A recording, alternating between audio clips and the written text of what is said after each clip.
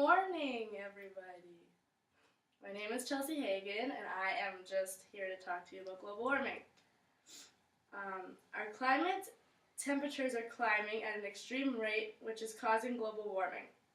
This is gradually destroying the planet we all call home, and at this rate, our children will not get the opportunity to experience the same Earth that we are living on right now. Throughout my speech, I will discuss what global warming is, what causes it, and who causes it. I will also discuss what the effects are and what we can do as a society to dramatically slow it down. From Dictionary.com 2013, the definition of global warming is an increase in the Earth's average atmospheric temperature that causes corresponding changes in climate and that may result from the greenhouse effect. Malin 2008 states that while there are citizens who still deny it, the scientific community has largely accepted the premise that anthropogenic emissions of carbon dioxide and other greenhouse gases are raising greenhouse gas concentrations in the atmosphere, and the resulting greenhouse effect is driving global warming. And here I just have a photo that describes the Earth's greenhouse effect. So, about half of the solar energy absorbed at the surface evaporates water, adding the most important greenhouse gas to the atmosphere. When this water condenses in the atmosphere, it releases the energy that powers storms and produces rain and snow. About 30% of incoming solar energy is reflected by the surface of the Earth and the atmosphere. The surface cools by radiating heat energy upward. The warmer the surface, the greater the amount of heat energy that is radiated upward. And then only a small amount of heat energy emitted from the surface passes through the atmosphere directly to space. Most is absorbed by greenhouse gas molecules and contributes to the energy radiated back down to warm the surface and lower atmosphere. Increasing the concentrations of greenhouse gases increases the warming of the surface and slows loss of energy to space. So that's how the greenhouse effect works. In the article Greenhouse Gases, Mitigation and Utilization, Malin 2008 explains that the global emissions of CO2 in the year 2000 were near 42 gigatonnes per year, with power generation accounting for 24% of the CO2 produced, transport and industry each producing 14%, buildings at 8%, and miscellaneous sources at 5%. Non-energy related sources included 18% from non-agricultural land use and 14% from agriculture. Although to some these numbers may not seem threatening, they are in fact on the rise and continuing to destroy our home planet, Earth. The threatening effects of global warming are felt by everyone on this planet, although many people are still very skeptical. Malin 2008 states that environmental degradation due to climate change and the accompanying rises in sea levels will, they forecast, disrupt food supplies, limit access to potable and irrigation water, pose serious medical risks to human health, and ultimately create a refugee problem that will threaten the world's stable societies.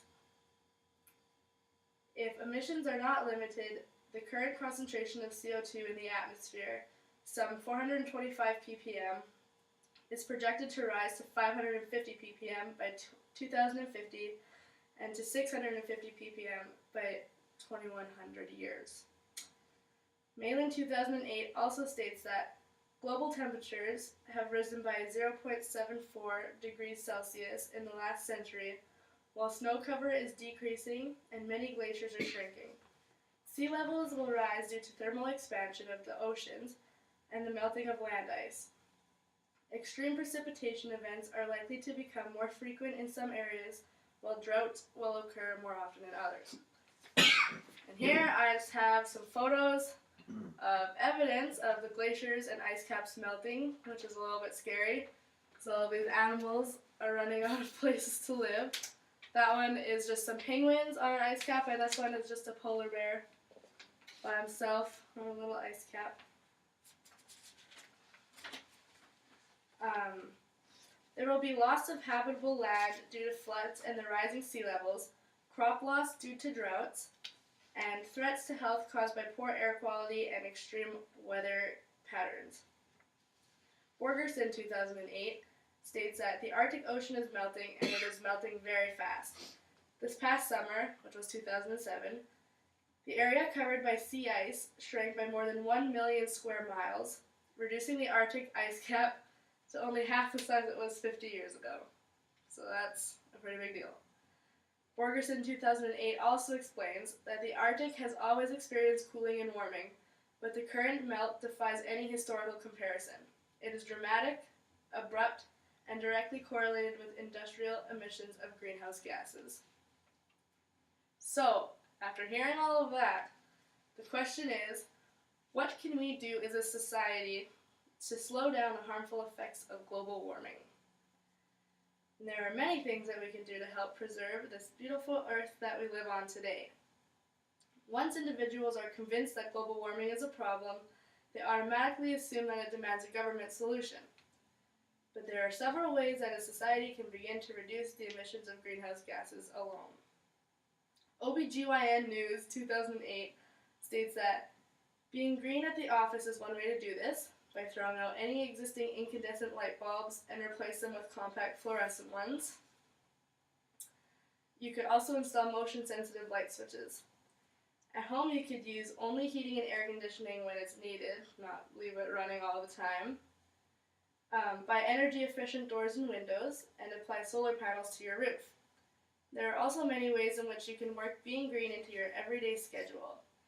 This list includes, but is not limited to, walking, riding a bike, carpooling, telecommuting, or taking mass transit. You could also buy a hybrid vehicle. But the most important thing that we can do to start to save our planet is talking about global warming in ways that we can all reduce our carbon footprints. So it's time to face the truth. Global warming is slowly but surely consuming our home. Our society has the power to slow down global warming and its harmful effects that will make this earth ultimately inhabitable for our future generations. To many, it may not seem harmful, but with a lot of work and commitment from society, we will be able to preserve our beautiful planet for many more generations to enjoy. Thanks. That's lots, please.